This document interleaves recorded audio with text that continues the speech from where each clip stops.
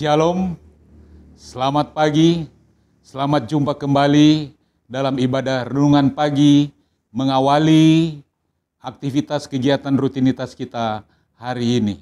Hari ini tanggal 9 Oktober tahun 2020, hari Jumat akan menjadi berkat bagi saudara lewat firman Tuhan pagi hari ini. Bersama saya, Pendeta Winston Lapian, akan menjadi saluran terang dan berkat bahkan kuasa bagi saudara dan saya lewat firman Tuhan pagi hari ini. Terimalah salam damai sejahtera dan kasih karunia dari Tuhan kita Yesus Kristus menyertai dan memberkati kita sekalian. Renungan kita terambil di dalam Ibrani pasal 9 ayat 24 dengan judul Jalan Masuk kepada Tuhan.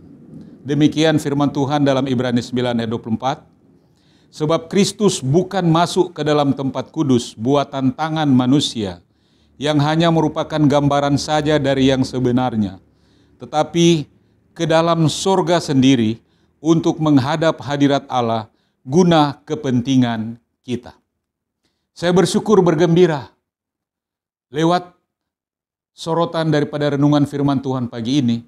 Apa saja yang Yesus Kristus buat di Ka'bah Sorgawi sebagai imam besar dan pengantara kita menerima setiap doa dan permohonan kita, meminta pertolongan dan meminta pengampunan dosa, dan mendoakan orang lain yang berduka, yang sakit. Semua yang Tuhan Yesus buat di dalam Ka'bah Sorgawi adalah bukan kepentingan Yesus Kristus, tetapi kepentingan saudara dan saya.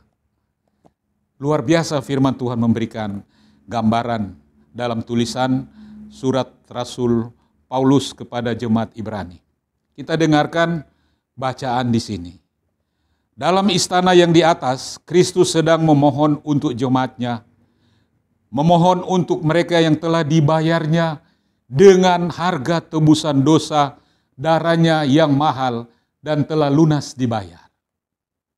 Berabad-abad zaman demi zaman tidak pernah dapat dikurangi kemanjuran tebusan pengorbanannya itu. Dosa Adam dan Hawa menyebabkan perpisahan mengerikan di antara Allah dan manusia. Dan Kristus melangkah di antara manusia berdosa dan Allah, lalu berkata kepada manusia, "Namun kamu boleh datang kepada Bapa.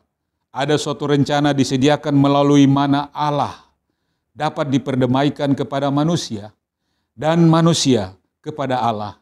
Melalui seorang pengantara dapat menghampiri Allah."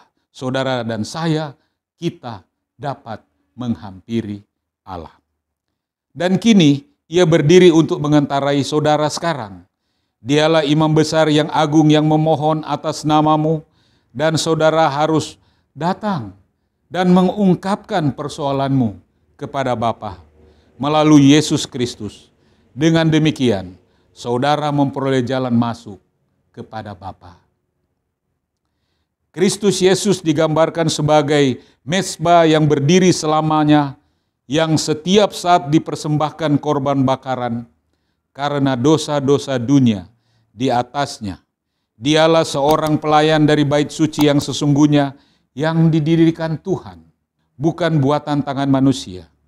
Bait suci orang Yahudi yang merupakan lambang keupacaraan tidak lagi memiliki manfaatnya. Upacara harian dan tahunan dari penebusan tidak lagi diadakan. Tetapi korban penebusan melalui seorang pengantara adalah penting bagi saudara dan saya. Karena dosa-dosa yang terus-menerus dilakukan, Yesus melaksanakan upacara di hadapan hadirat Allah hingga sekarang, mempersembahkan tetesan darahnya sendiri sebagai seekor anak domba Allah yang tersembelih. Puji Tuhan, seharusnya di sana saudara yang harus dikorbankan dan mati karena kesalahan saudara dan saya. Tapi kita tidak ada harapan keselamatan karena upaya keselamatan sendiri. Kita bersyukur kepada Yesus sebagai anak domba Allah, putra Paskah, yang mati untuk menebus semua dosa umat manusia dari Adam dan Hawa sampai penutupan pintu kasihan. Saudara dan saya adalah sasaran kasih karunia-Nya. Gunakan waktu selama dia masih berada dalam bilik Maha Suci, dalam pelayanan terakhir dalam keimamatannya. Akan tiba saatnya di mana Yesus Kristus sebagai imam besar pengantara akan menanggalkan jubah keimamatannya, dan menanggalkan jubahnya menggantikan dengan jubah executive judgment. Sebagai Allah yang akan membalas setiap dosa orang-orang jahat dan orang-orang yang berdosa yang tidak mau bertobat, termasuk iblis di dalamnya. Upacara-upacara agama, doa-doa pujian, pengakuan dosa yang disesali, naik dari umat-umat percaya bagaikan bau-bauan yang harum di dalam bait suci di sorga, walau melalui saluran-saluran manusia yang jahat. Mereka begitu rusak dan kecuali disucikan oleh darah Yesus Kristus, maka mereka tidak ada artinya lagi di hadapan Allah. Asap pengorbanan dari bait suci di dunia harus dibasahi dengan tetesan darah Kristus. Ia memegang di hadapan Bapa pedupaan jasa-jasanya sendiri yang tidak ternoda oleh kejahatan dunia ini.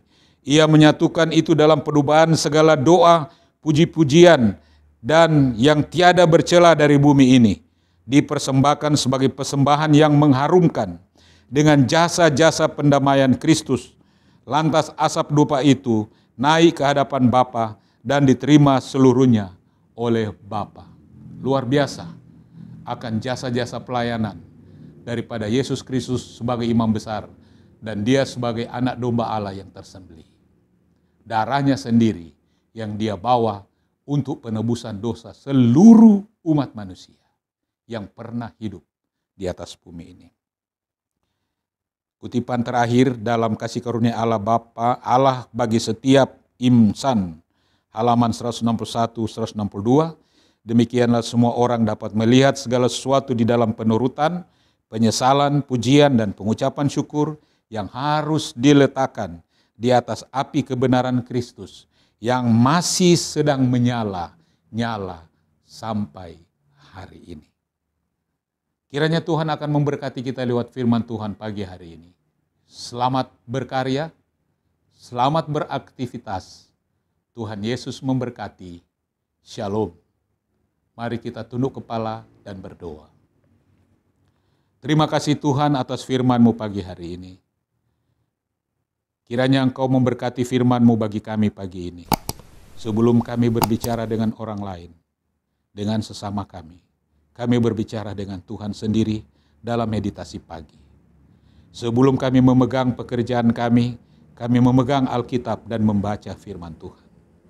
Sebelum kami akan menunaikan tugas hari ini di mana saja, kami memulaikan dengan doa berbicara kepada Tuhan. Kiranya Tuhan memberkati kami semua, khususnya tua-tua dan seluruh anggota Jemaat Argapura dan kami semua yang mendengar firman Tuhan ini dimanapun saja berada. Tuhan akan memberkati saudara dan melindungi saudara. Tuhan akan menghadapkan wajah-Nya kepadamu dan memberikan engkau kasih karunia. Dari hari ini terus kekal dan sampai selama-lamanya. Di dalam nama Tuhan Yesus kami berdoa dan mengucap syukur. Haleluya. Amin.